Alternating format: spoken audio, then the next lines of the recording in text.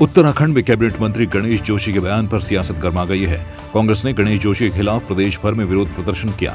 राजधानी देहरादून में कांग्रेस प्रदेश अध्यक्ष करण माहरा के नेतृत्व में कांग्रेसियों ने गणेश जोशी का पुतला दहन कर जमकर नारेबाजी की। महानगर कांग्रेस अध्यक्ष डॉक्टर जसविंदर सिंह गोगी ने कहा कि गणेश जोशी का मानसिक संतुलन खराब हो गया है, उन्हें किसी अच्छे चिकित्सक से इलाज कराने की आवश्यकता है। आपको बता दें कि कैबिनेट मंत्री गणेश जोशी ने कांग्रेस पर दलाली करने का आरोप लगाया था।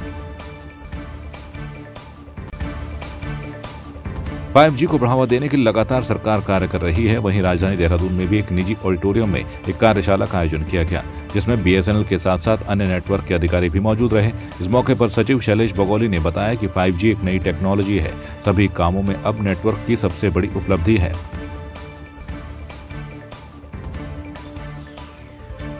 5G जो ये नई टेक्नोलॉजी आई है, इसमें ये पोटेंशियल है कि किस तरह से हम लोग अपना आम तौर पे जो काम धंधा करते हैं, चाहे वो बिज़नेस करते हों या इंडस्ट्रीज़ में लोग काम करते हों या सरकार में भी जिस तरह से काम करते हैं, उसमें एकदम आमूलचूल परिवर्तन करने की इसमें क्षमता है।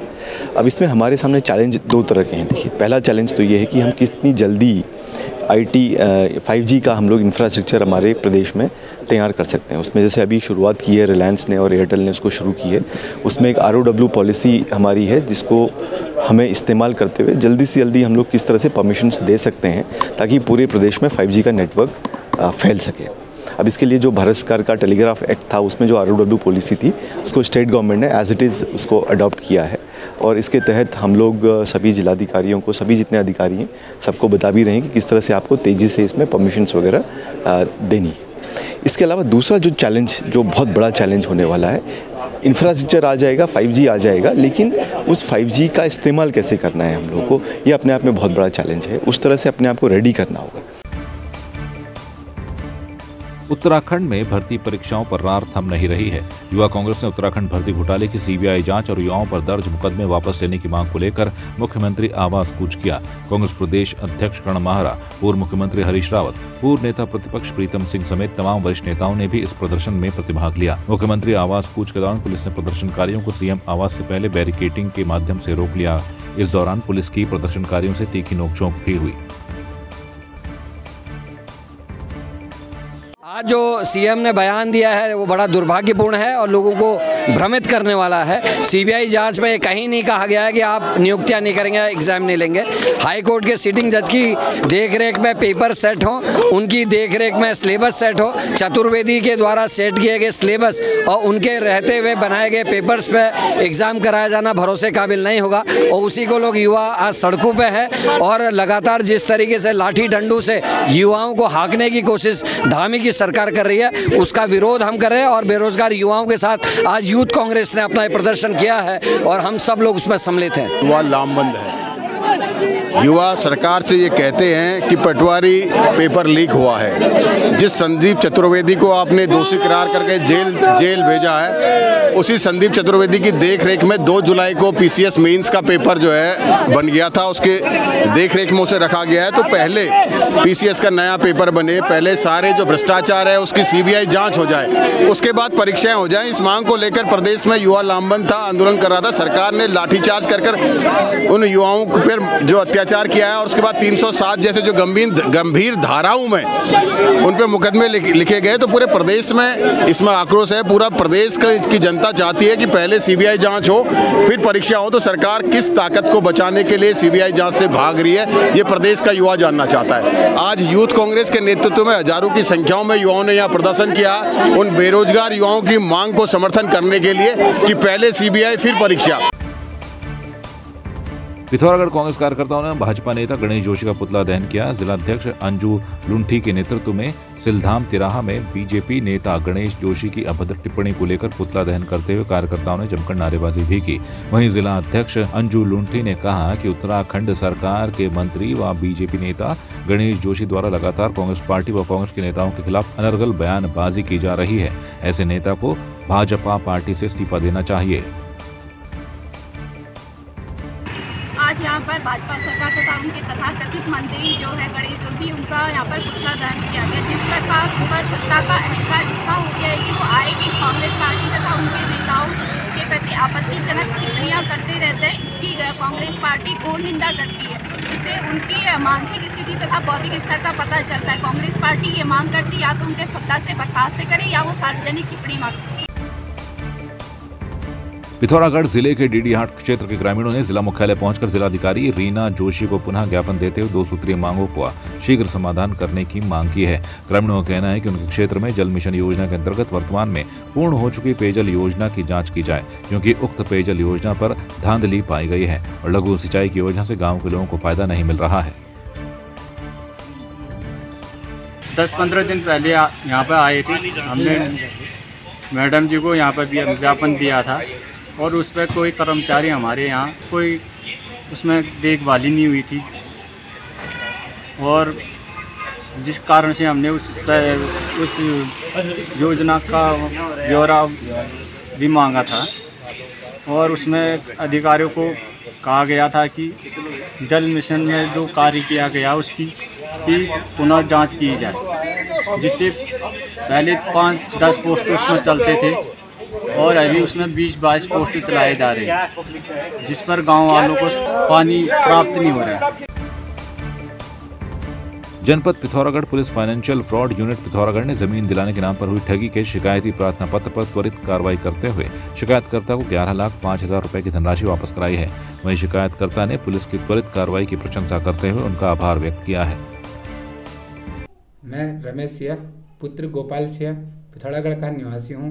मेरे द्वारा दिनांक 1 फरवरी 2023 को एक प्रार्थना पत्र एसपी ऑफिस पिथौरागढ़ में दिया गया था, जिसमें दूसरी पार्टी द्वारा जमीन खरीदने के नाम पर एडवांस में 11,05,000 रुपये लिए गए थे, जिसे आज एसपी ऑफिस की एफएफयू यूनिट द्वारा उनके प्रयासों के द्वितीय पक्ष द्वारा चेक के माध्यम से 11,05,000 रुपये दे दिए गए हैं।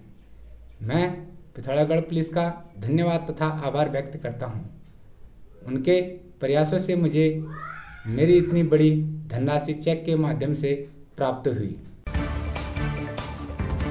केंद्रीय रक्षा एवं पर्यटन राज्य मंत्री अजय भट्ट ने हल्द्वानी में पत्रकार वार्ता करते हुए कहा कि केंद्र सरकार ने अगले 100 साल की नींव रखने वाला बजट पेश किया है और रक्षा के क्षेत्र में 5.94 लाख करोड़ रुपए का बजट रखा गया है, जो कि देश की आत्मनिर्भरता और रक्षा के लिए बेहद महत्वपूर्ण है। प्रधानमंत्री नरेंद्र मोदी के नेतृत्व में देश के सर्वांगीण विकास के लिए यह बजट दिया गया है। किसी भी विभाग का बजट घटा नहीं है, हर विभाग का बजट बढ़ा है और कुछ ऐसे विभाग हैं जिसमें तो एकदम से बजट जंप किया है। युवाओं के लिए, माताओं बहनों के लिए, आदिवासी इलाकों के लिए, कृषि क्षेत्र में। अब आप देखिए कि जो हमारे फिशरीज़ का काम करते हैं उनकी तक हमारी सरकार ने बहुत बड़ी संख्या में बजट में बढ़ोतरी करी है ताकि उनका रोजगार निर्बाध रूप से चलता रहे। तो कोई भी क्षेत्र उठा के देख लें, कोई भी विभाग उठा के देख लें, अब रक्षा के क्षेत्र में ही ऐतिहासिक बजट में बढ़ोतरी हुई है और कृषि के क्षेत्र में, शिक्षा के क्षेत्र में और फिशरीज के क्षेत्र में कहीं पर भी नहीं। होम जो है हमारा मंत्रालय, उसमें भी हर जगह। और एक बड़ी बात यह है कि वाइब्रेंट विलेज, सबसे बड़ी बात यह है, उसके लिए पृथक से बजट का प्रोविज़न किया गया है और बहुत बड़ी संख्या में बजट रखा गया है। लालकुआं कोतवाली पुलिस ने मुखबिर की सटीक सूचना पर एक चरस तस्कर को गिरफ्तार किया है। उसके पास से 1 किलो 390 ग्राम चरस और 1,02,950 रुपए व मोबाइल बरामद हुए। पकड़े गए आरोपी के खिलाफ NDPS एक्ट में मुकदमा दर्ज कर न्यायालय में पेश किया, जहां से उसे जेल भेज दिया गया है। अवैध काम जैसे कि चरस बेचना, स्नैक बेचना, इस तरह के कामों में संलिप्त थे, तो वो पहले से ही पुलिस की रडार पे थे। उनमें से कुछ के खिलाफ पहले ही कार्रवाई की जा चुकी है और उसी क्रम में जो ये अभियुक्त आपका राजेंद्र सिंह बोरा, जो गांधीनगर का रहने वाला है, तो इसके खिलाफ कार्रवाई की गई और ये टीम के काफ़ी टाइम से रडार पे था और इसके जो है पास से 1 किलो 390 ग्राम चरस, जो कि वाणिज्यिक मात्रा में है, वो पकड़ी गई और लगभग जो है 1,03,000 कैश भी हमें बरामद हुआ है। तो इससे पता चलता है कि ये काफ़ी टाइम से जो है चरस के बिजनेस में था। खरीदने और बेचने में, और जो लोग इससे खरीदते थे और जो लोग इसको बेचते थे, हम लोग उनकी भी इन्वेस्टिगेशन कर रहे हैं। और जो लालकुआं पुलिस है उसने पूरी मेहनत करके जो है इसको रंगे हाथों चरस और पैसे के साथ पकड़ा है, जिसमें कप्तान साहब की तरफ से भी पूरी टीम को 5000 रुपये का इनाम घोषित किया है। लालकुआं पुलिस जो है आगे भी इस तरह के अपराधियों के खिलाफ कार्रवाई करती रहेगी। हल्द्वानी के गौरा पार्क क्षेत्र में सांसद खेल स्पर्धा का शुभारंभ हुआ, जिसमें बतौर मुख्य अतिथि पहुंचे केंद्रीय रक्षा राज्य एवं पर्यटन मंत्री अजय भट्ट ने हरी झंडी दिखाकर प्रतिभागियों को मैराथन दौड़ के लिए रवाना किया। इस दौरान प्रथम, द्वितीय व तृतीय पुरस्कार प्राप्त करने वाले प्रतिभागियों को सम्मानित भी किया गया। केंद्रीय रक्षा एवं पर्यटन राज्य मंत्री और नैनीताल लोकसभा के हमारे सम्मानित सांसद महोदय का एक निवेदन था कि ग्रामीण क्षेत्र में भी ये दौड़ होनी चाहिए, क्योंकि माननीय हमारे देश के जो यशस्वी प्रधानमंत्री जी का ये एक ड्रीम कार्यक्रम है, जिसमें बच्चे नशे से दूर रहते हुए खेलों के ओर अग्रसर हो, खेल के लिए प्रेरित हों। इस कार्यक्रम की मेन उद्देश्य यही है कि बच्चे नशे से दूर जाएं और खेलों के लिए उनका समर्पण रहे। उसी के निमित्त आज गौरा पार्क के इस ग्रामीण क्षेत्र में सरस्वती शिशु मंदिर में एक किलोमीटर जो फास्ट दौड़ थी उसका आयोजन किया गया। उसमें हमने जो तीनों प्रतिभागी जो फर्स्ट सेकंड थर्ड आए, 2 पाली में ये दौड़ हुई और तीनों को जो है दोनों फर्स्ट सेकंड थर्ड तीनों को पुरस्कारित किया गया। हल्द्वानी पहुंचे पूर्व मुख्यमंत्री त्रिवेंद्र सिंह रावत का पार्टी कार्यकर्ताओं ने स्वागत किया। कुमाऊं दौरे पर निकले पूर्व मुख्यमंत्री त्रिवेंद्र सिंह रावत ने कहा कि वह पार्टी कार्यकर्ताओं व नए पदाधिकारियों से मुलाकात कर रहे हैं। वहीं एक बार फिर छात्रों पर हुए लाठीचार्ज को दुखद बताते उन्होंने कहा कि किसी भी परिस्थिति में छात्रों के ऊपर हुए लाठीचार्ज को सही नहीं ठहराया जा सकता। अब हमारे पास माफी मांगने के सिवाय कुछ नहीं है। भर्ती परीक्षाओं की तैयारी कर रहे सभी युवा हमारे अपने हैं। उन बच्चों को चोट पहुंची है और उस पर मरहम लगाया जाना चाहिए। अब देखिए, ऐसा है कि लाठीचार्ज हो गया, उसको उचित तो नहीं ठहराया जा सकता। फिर माफ़ी मांगने के सिवाय और क्या किया जा सकता है? हमारे बच्चे हैं, छोटे बच्चे हैं, अपनी तैयारी कर रहे हैं, तो उन बच्चों को थोड़ा सा, उन बच्चों को जो चोट पहुंची है, थोड़ा सा तो मरहम लगाया जा सकता है ना। तो मरहम लगाने का तरीका यही हो सकता था। पौड़ी जिले में एक सरकारी शिक्षक की क्रूरता इस कदर सामने आई है कि बौखलाए शिक्षक ने 9वीं कक्षा के एक छात्र का हाथ तक तोड़ डाला। मामला जिले के कलजीखाल ब्लॉक के राजकीय इंटर कॉलेज कांडा का है, जहां भूपेंद्र थपलियाल नामक शिक्षक ने मासूम छात्र का हाथ इसलिए तोड़ डाला कि एक लावारिस कुत्ता स्कूल परिसर में घुस गया। वहीं मासूम छात्र को इसका कसूरवार मानकर शिक्षक ने छात्र को इस कदर पीटा कि छात्र के हाथ की हड्डी टूट गई। वहीं आगामी 27 फरवरी से छात्र की परीक्षाएं हैं और परिजन इस बात को लेकर चिंतित हैं कि छात्र अब परीक्षा में बैठेगा कैसे। छात्र के हाथ में प्लास्टर है और परिजन शिक्षक के खिलाफ उचित कार्रवाई की मांग कर रहे हैं। शुक्रवार की बात है, जब वो स्कूल गया था, वहाँ के भूपेंद्र सर ने उसे बेवजह इस हद तक मारा है कि उसका हाथ ही टूट गया और 27 तारीख से पेपर है। अब वो पेपर कैसे देगा? मुझे सख्त से सख्त कार्रवाई चाहिए जो टीचर इस तरह से बच्चे को मारते हैं। इस संबंध में अवगत कराना है कि मीडिया के कुछ कर्मियों के द्वारा मुझे अवगत कराया गया कि जीआईसी कांडा के एक शिक्षक ने एक बच्चे को इतना मारा है कि उसका हाथ टूट गया है। मैंने जीआईसी कांडा के प्रिंसिपल से बात की तो उन्होंने स्वीकार किया कि घटना उनके विद्यालय की है। अब इसमें प्रश्न उठता है कि बच्चा कौन था, किस कक्षा में पढ़ता था, टीचर कौन है, टीचर का नाम क्या है, कितनी चोट आई है। तो इस सब के बारे में मैंने खंड शिक्षा अधिकारी पौड़ी श्री साबिद आलम जी को जांच अधिकारी बना के जांच दे दी है। 5 दिन के अंदर जांच आ जाएगी।